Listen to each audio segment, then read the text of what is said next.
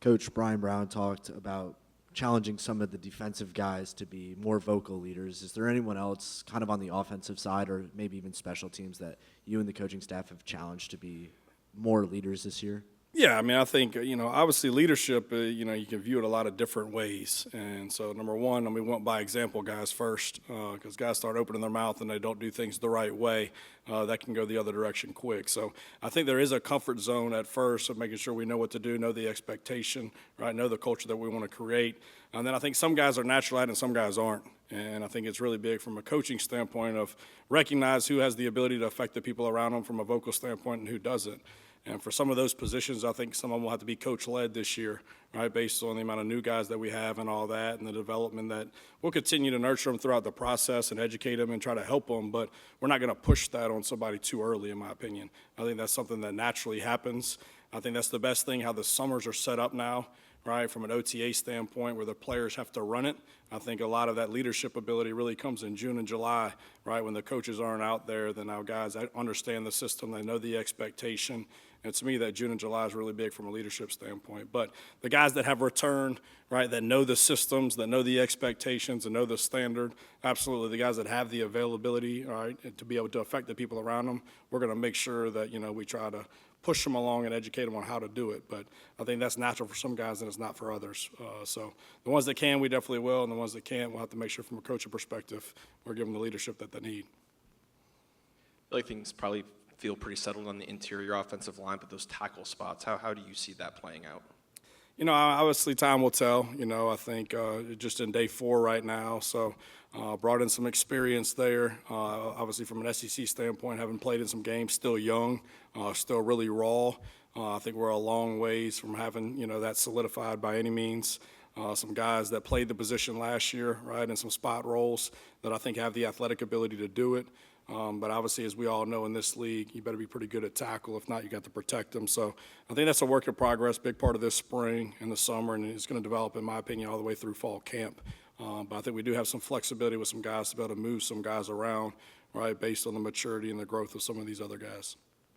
Hey, Pete, as far as the freshman mid-year enrollees, Emmanuel Faulkner looks like he's gained some weight, looks really big, looks the part already. Landon Barnes, same thing too. What kind of guys added weight and really put on some good things that might, put them in an advanced place physically at least if they're not there developmentally, but who really did some work? Yeah, obviously our focus was on our entire team, but I think that, the biggest improvements come from them 18, 19-year-old kids, right, that haven't been in a real nutrition program, hadn't really been in a real strength and conditioning program. So I think they take the biggest steps, the fastest.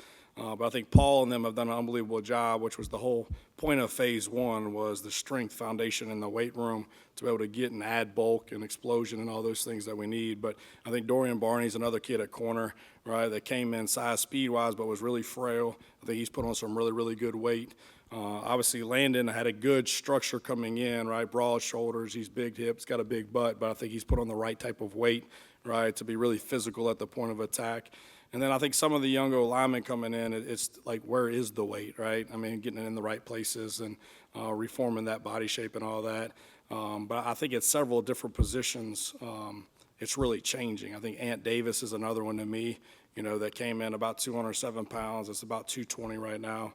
That looks different, and you can start seeing their confidence. With all those guys, that young players, okay, how much weight can we add and not lose a step? That's different for everybody, right? So we're not coming in here and we're putting that you've got to be at this weight to play this position. And it's hey, how heavy can we get to withstand the season and not lose a step? But Paul and them have done a really good job. But I would say Dorian Barney for sure, body type looks different. Can see it transfer to the field already. Ant Davis, I think, looks different than he did in January. He's showing up on the field. Landon, who everybody had high expectations for anyway. But a lot of that, to me, is the wiring of those guys. It's just they're going to go in there and whatever they do, they're going to work their ass off. So those guys that buy into nutrition and then buy into the strength and conditioning component, buy into sleeping and hydrating, all the things that matter to be able to transform your body, those are the ones that you see at the fastest. But I think that group definitely looks different than when it first got here. I think it's the majority of them, to be honest with you. Pete, I'm just kind of curious, big picture, with the way that the sport has changed over the years with portal and when you put teams together, would you almost rather do spring differently and have the OTAs you mentioned where you guys can be out there kind of NFL style as you get ready for the season? Yeah, I mean, I would just love, like, all right, here are your number of days, but, like, don't put it in a window, right? Like, from, hey, I put a helmet on, and now from that day I have 34 days to get them all in, to where let us use that based on our program, and whether that goes into June and July, who cares, right? The number's not more, right? It's the same amount of number, but we could structure it differently to the progression, right? Could be a little slower for some of these younger guys and all those. So, and I think that's a model that's going to get there. Does that make sense? I mean, it's already, hey, here's your 8 hours a week. All right, here's your 8 hours a week in the summer, and then now here's just this one little window. I think you'll see the window spread, right, and use it from the spring and the summer standpoint how you want to. And you progress and put on helmets and pads as you want to do that. To me, that's always been the struggle. You want to have spring early, and then you go all this time until August, and then don't touch a helmet, don't touch a pad, to where it should be a progression up to that, right? And let's, be in the right mindset, right, when we show up for camp, instead of now every time you're starting a new cycle, here's a 3-day acclimatization period and all this. Like, let's build to it as we get to it. So I think there's a model in place that will get to vote, but I think you'll probably see that sooner than later. Moving from defensive coordinator to head coach, you obviously worked more with the offense throughout the playoffs, but going into your first full season as a head coach, how has your offseason kind of changed with more involvement towards the offensive side of the ball? I mean, obviously we hired JDB for a reason, and it's to run the offense. I think when you're a coordinator over there, depending upon where you work, you don't love when the head coach walks in and like, hey, man, we're going to do this, this, and this. But I do think it's really important from an evaluation standpoint of our pieces and making sure are we using all of our pieces effectively based on what they can do, not what they can't do. And then I think, the game's changed too. I mean, if you're going to invest in players, you better have a role for them, right? And you better not be taking guys that don't have a skill set, right, that can produce this fall. And so I do think it is my responsibility to make sure within the package that they create, right, here are the tools that we need to make sure we have plans for, all right, and that we're using effectively because we recruited them based on the skill set. And so I think that's the big difference, but I'm not going to go in there and be like, hey, I want you to run this play, and that play. All right, I think it's more of here are our pieces, here are tempos throughout games, obviously that we're going to have to bleed the clock, right, play fast, all those type of things, but more importantly, are we using our pieces correctly and make sure we're using every piece that we have. I guess sort of off that, I was curious now that you've had a chance to settle your staff. What's the difference between the roles of offensive coordinator and head coach of the offense? Kind of how did JDB and Joe Judge work together? Yeah, so obviously I think retaining Joe was really important for us for the development of the quarterback, but actually from the management standpoint too. There's so much in college football now with recruiting and retention, right, that actually designing plays, right, and focused on techniques has been lost. Because you don't have time to be able to do it, right? I mean, you're meeting with guys before practice, you're meeting with guys after practice, right? And then the season ends, like you're meeting with your own guys. You can't even go on the road and recruit. So to me, like departmentalizing things, right, and delegating more things so guys can focus on what they do and they do really well. So the management of other things, right, I wanted Joe to be able to help do because he's been a head coach. Right, so then the management of the people, right, the recruiting operation on that side of the ball, right, and all those type of things. So that way JDB can focus on the game plan, right, and on good plays and make sure we're using our pieces effectively, right, and then not have to worry about their quarterbacks as well. So I think it's really big when you hire people that are really good at a job, make sure they're doing that job. And I think what naturally happens in this profession as you start moving up, you get away from what you do really well. Right, and you spread yourself so thin and try to manage so many different things that you're not great at, right, that you end up not being good at anything. And so I think that's the biggest thing in making sure we got management up top that can control, obviously, the people of it, right, and then we have retention people, and then we got scheme people, and then we have recruiting people. Does that make sense? At some point, they'll all be involved in it, right, and they get in one room, and we talk and do all those things. But as far as what your job description is to make sure that we're making all our time efficiently, I think that's really important. And I guess, forgive me if you've answered this before, but have you locked in who's going to be the game day play callers on both sides of the ball? Yeah, so obviously JDB is on offense, and I will be on defense. Yep. Pete, how much of your program is Ron? How much is Nick? How much is Lane? How much is you? Yeah, I mean, I think that's a great question. To me, along the ride of this, like I've always kept 2 notebooks, right, because of and in spite of, right? And I want to make sure we're doing everything because of, right? You do this, right, and that's because you win, right? And I think you do a lot of things in spite, right? Does it make sense? And I think you win in spite of doing that or doing it not, you know what I'm saying? So we're doing all those things that I think, affect winning and losing, and all the things that I feel like had no impact on winning or losing or developing a young man, right, then we're not going to do. But I would say, it's a lot from all of them, to be honest with you. Ryan was the one that brought me up in this, from a scheme standpoint and a technical standpoint, teaching progressions, right, how to run a room and all those type of things. Coach Saban and the management of it and the organization of it and holding people accountable and having plans, creating self-discipline on your football team, and being able to hold guys accountable. I think stability in systems is something that I learned from Coach Saban, right, because there's so much coaching turnover there year in and year out, and everybody would want to come in every year. It's like, all right, how to sustain success, right? You keep on going to the SEC championship game. You see people competing for national championships, and it's different coordinators, different position coaches, but the systems were in place. So when you have stability in a system, you recruit really good players, you hold them accountable, the winning takes care of itself. So I think, from an organizational standpoint, obviously, being around Coach Saban, that was eye-opening for me at this level, because having been Division II and 1AA with Ron, it's just different, right? Like, you're painting the field, you're recruiting, you're the academic coordinator, you're doing it all, right? So the delegation and the management of things. But I would say it's a little bit from everybody, to be honest with you. Yeah, Pete, out there you can see a lot of recruits, it looked like at least. It seems like all spring, you've utilized the time to bring a bunch of guys in here. What's the reception been like, and kind of how have y'all structured that to be able to use that time to get recruits in, and again, what's the reception been like? And that was the big thing of doing a 4-day split of Monday, Tuesday, Thursday, Friday of football is I think it's really important for a recruit when they come in to sit in a meeting with the current players. I think, from a recruiting standpoint, I could sit in here and we could get up on the board or do a Zoom and anybody could bullshit anybody. But the interaction of the player to the coach, right, with the guys that you're going to play with, I think is really important to me. And then, to me, I always want to be able to see us practice and see the tempo of practice and see how we practice from a development standpoint, right, to create guys, opportunities in order to compete and play early and all those type of things. So I hate the Saturdays when nothing's going on, right, and it's all that old format junior day. Like, this is a business decision for most of these kids. And most of these guys at this point want to come here and get developed to play in the NFL. And so, no different if you're going to be a lawyer, you want to go to the best law school, right? Does it make sense? It produces the best lawyers year in and year out. So they want to come in here, are you going to develop me at my craft, and how are you going to do that? And obviously I have to have an opportunity to compete in order to do that. How are you structuring an individual? What's the progression of practice? I think all those things are really important because all the academic component of it and everything else we can do on Zoom. I mean, it wasn't COVID too long ago. Nobody took a visit. You did everything on Zoom, right? So you can get so much of the information, right?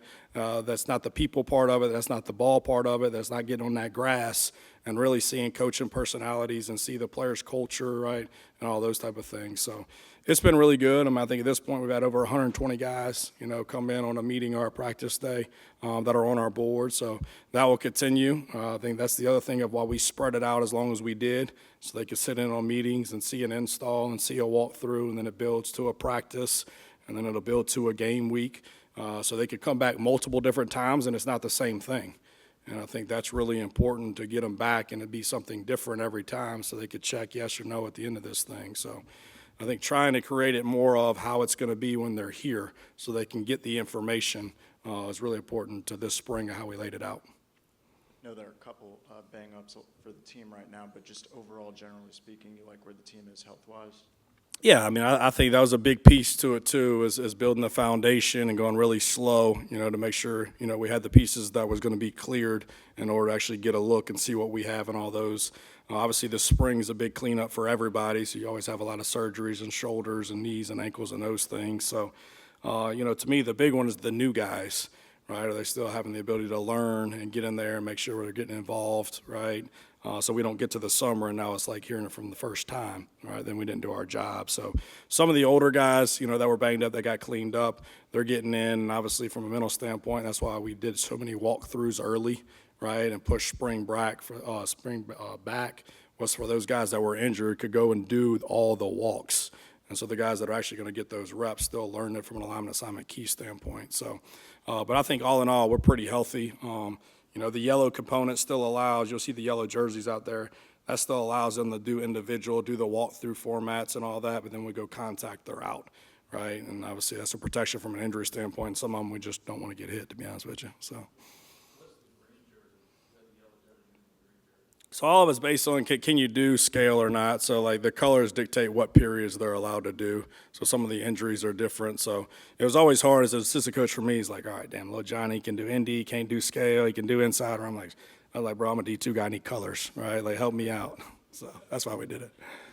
I know you mentioned, some of the coaches that have really been impactful for you throughout your journey, but I guess over the last 5 months, since you've kind of just been thrown into the fire as a head coach, who, if any of the coaches, you've maybe just had to rely on in terms of maybe just, calling them and saying, hey, how did you go about this, or how can you help me in this aspect? Who have been some of those coaches, or maybe people outside of the football realm that you really relied on over the last 5 months to really help you along your journey? Yeah, I mean, I think that's the cool thing about this business is the relationships that you make, and create throughout the way and throughout your journey. So, guys that I've always talked to, wasn't specifically asking questions, but I've always talked to Sark, I've always talked to Locks, right? I've always had my guys that I've been super close to over the years, obviously, Aranda and Coach Roberts, right? And Dan Lanning and Glenn and T-Rob. I mean, you're always talking to those guys because, based on, common opponents, all those, you talk ball in the offseason based on some new things. So obviously some of those guys that are current head coaches and have been head coaches, right, then I'll call and talk through, and kind of get their mindset on it and the whys of things. And I really like asking different concepts to different coaches, whether they're offense and defense, and kind of seeing the difference and all those things. So I think in every job you want to go get all the information that you can, and then I think you got to do it all right based on our program and where we're at and who I am, right, and what's the best way for us. So I think information for anybody in any job is a really good thing. But to me, it's always been the guys that I specifically worked with, right, that I really trust, and their personality is very similar to mine and how they handle things and how they talk to kids. And so for me, it's always been guys that I work with, but to me, it's Sark and Locks probably are my two big guys that I was at Bama that are head coaches that I really respect. Staying on the defensive side of the ball, I noticed just a lot more size on the front seven, and was that something that you kind of wanted to focus on in the transfer portal, and how did you kind of go about with the guys you wanted to bring in on the defensive line this year throughout the transfer portal? Yeah, I mean, obviously we try to get longer on the edges. I think, we missed a lot of sacks last year when you go back to it. And I think finishing at the quarterback at the top of the rush is really important, and length obviously helps that. And then the C area run game was a little bit of an issue at times, right? So we want to get a little bigger on the edges as well, right, to be a little stronger at the point of attack. And then like I mentioned last week, the depth inside when it gets late in games and here it goes, they're going to run the ball. And they're going to run the ball, can you stop it, right? And have enough guys in there from a size standpoint and then from a strength standpoint, but also from a rotational standpoint. When those drives start getting extended, like I mentioned, in the Miami game, that we can rotate these pieces in and out. So that was a big piece to it. This league to me is up front. Obviously, you got to have some guys who can play man-to-man, right? And if you don't have that, it's going to be hard to win the whole thing, So that was the thing up front, and then be able to go get some size, speed in the back end, and have the ability to play man-to-man and have experience. And I think that was the one difference to me, 24 to 25, was, the ability of the guys in the back end to communicate, right, get us in and out of things. When you're better than everybody else, you can simplify it a lot, right? And hey, you got that cat, right? But when you're not, you got to do some things to change the picture up and stuff like that. And I think it was a lack, obviously, of experience last year on top of from a size speed standpoint. So going into this one, I was like, all right, if we're not going to have the experience, we're damn sure going to have the size speed and have the ability to play man-to-man. So when in doubt. Going back to an earlier question about the play calling and whatnot, do you find yourself having to difficult to balance your time as the team CEO and play caller and having to find yourself carving out time to make sure you don't miss anything? How do you balance all of that? Yeah, I mean, obviously, I think the off season is getting everything in place, right? To where once you get into the end season, your focus goes exactly to your normal routine. And that's what I like, being around Coach Saban has really helped me, because there wasn't a defensive meeting he wasn't in, right? There wasn't a special team meeting he wasn't in, and he didn't even call the defense, right? But still was in every game plan meeting, every DB meeting, every defensive unit meeting, every special team meeting, because he had it set up in the right way and trusted the people to do their job in other areas of the program. And so that was what was really important to me for this off season, to be able to make sure we have everything structured really well and we got the right people at the top doing those things, that when it becomes a game week, that I can get in there and lock the door, right, and focus on game planning and give us our best defensive game plan. So this spring has been a lot, right, getting everything set up to where the transition going into the summer could be right. So my whole goal was, while we're going to mock 2 game weeks at the end of April, while we pushed everything back, was get everything right going into those last 2 weeks. So then now I get a trial run myself, right, and make sure that we got everything exactly how it is, and all right, how can we do it better, what we need to do. So if you don't have good people around you, I think it's really, really tough. And I think that's why a lot of guys that are play callers in college give it up, is because of the recruiting piece and then the retention component, because they're not locked in. But you look at the NFL model, right, they're hiring head coaches because they call offense or call defense. But there's not a recruiting component of it, right? And then they don't have to worry about the retention aspect of it, right? Does it make sense? So that's the big piece at this level. So I got a lot of really, really good guys around me to handle from an academic standpoint. Austin does a great job from a recruiting standpoint, right? So I think we've got the right pieces in place, and Tom Luke and Ty Cooley have taken a lot off of me from a management standpoint, have helped, a tremendous amount. So I think we got to head in the right direction.